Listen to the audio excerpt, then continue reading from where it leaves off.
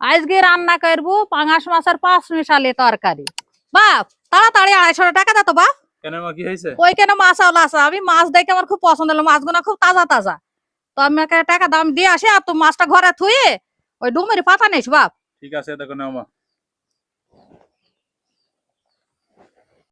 মায়ের দোকানে নাও, ডুমুরের পাতা নাও।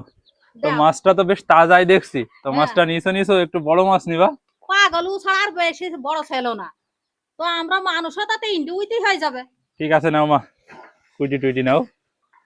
পাঙাশ মাছ আবার কেন তোমার সবাই খেতে পছন্দ করে না, ঠিক আছে, কিন্তু আমাদের সবারই খুব ভালো লাগে পাঙাশ মাছ খেতে। আমার খুব পছন্দ বাপ। আবার কেউ কেউ বলে নাকি পাঙাশ মাছ নাকি গরিবের মাছ, বুঝছো মা? বলে নাকি পাঙাশ মাছে গু খাই, এমনও শুনতে পাওয়া যায়। গু খাই সব মাছের নাম হয় পাঙ্গাসের। পাঙাশ মাছটা এবার ডুমুরি পাতা দিয়ে ঘষে পরিষ্কার করে নেবো। এই যে ডুমুরি পাতায় কেরকম মাছের গায়ের ময়লা উঠেছে, আর পাঙাশ মাছের গায়ের ময়লা কেন তো ডুমুরি পাতাতে পরিষ্কার ভালো হয়।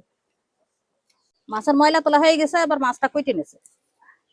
আর মাছটা করতে করতে পানিও শুরু হয়ে গেছে, কারণ এখন আষাঢ় মাসের আওলা চাপা পানি, হুটহাট যখন তখন পানি শুরু হয়ে যায়। এই মেঘ আর এই পানি,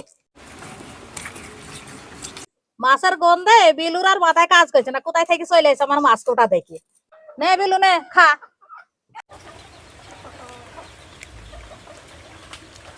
মাছ কোটা হয়ে গেছে, যাই ধুয়ে নিয়ে আসে। বললাম না আষাঢ় মাসের আলা চাপা পানি, মাছ করতে করতে পানি এসে পড়িল। মাছ কোটা হয়ে গেছে, আবার পানি ছাড়ি গেছে।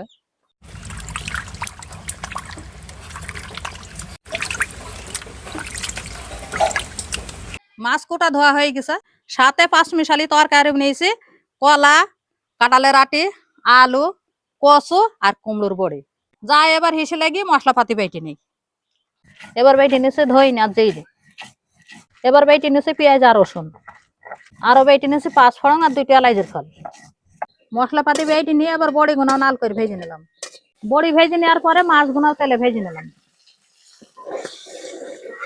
এবার মাছ ভাজা তেলেই দিয়ে দিলাম কাঁচা ঝালের কুচি, দিয়ে দিলাম বেটে নেওয়া মশলাপাতি, শুকনো ঝালের গুঁড়ো, হলুদের গুঁড়ো, স্বাদ মতো নুন।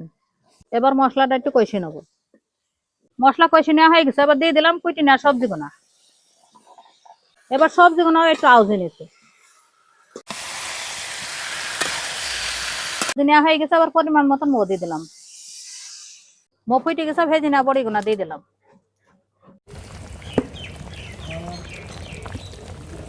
এবার মাছ গুনাও দিয়ে দিলাম।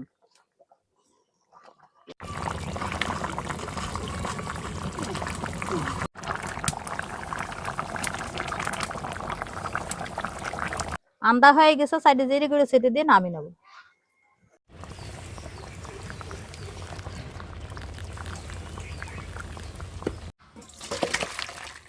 রান্না তো হয়েই গেল পাঙ্গাস মাছ দিয়ে 5 মিশালি তরকারি। এমনিতেই আমার কাছে পাঙ্গাস মাছের তরকারি অতি প্রিয় একটা তরকারি, তারপরে আবার এইভাবে 5 মিশালি দিয়ে রান্না, তাই তো আর কথাই নেই, খেতেই দারুণ মজা হবে। এবার খেয়েই দেখা যাক। তো প্রথমেই পাঙ্গাস মাছের পেটিটা নিয়েছি, কারণ পাঙ্গাস মাছের পেটিটাই আমার সাথে বেশি ভালো লাগে। এই যে পেটের নরম অংশ, তেলটাই খেতে দারুণ লাগে। তো এই যে একটু নিলাম পেটির অংশ, একটা কচু নিলাম। এই যে কচুটা দেখছেন কত সুন্দর সিদ্ধ হয়েছে। এইবার এই কচুর সাথে আর পেটির অংশটা দিই মাখি, মুখে দিই। বিসমিল্লাহ।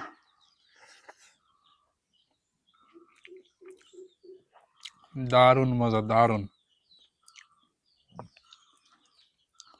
কচুর একটা মানে তেল তেল ভাব থাকে, মানে কি বলে নেল বা তেল, গ্রামের ভাষায় লেল বলে, ঠিক আছে অনেকটা।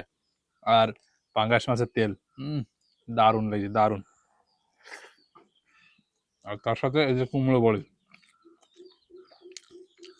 এবার একটু কুমড়ো বড়ি দিই মাখাছি, মাখি।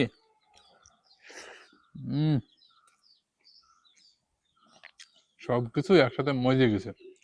আর এই যে কাঁঠালের আটি, আর কলাটা কিন্তু আবার কাঁচ কলা, এক কথায় তরকারির কলা যেটা আর কি। দারুণ, দারুণ।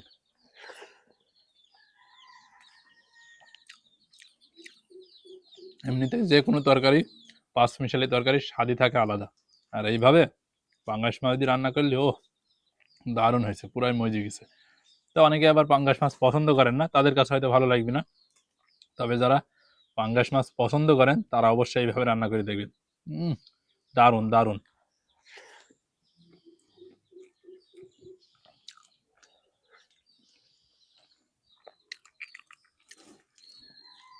তো এইরকম মজার খাবার নিয়ে আর বেশি কথা বলবো না আপনাদের কাছে।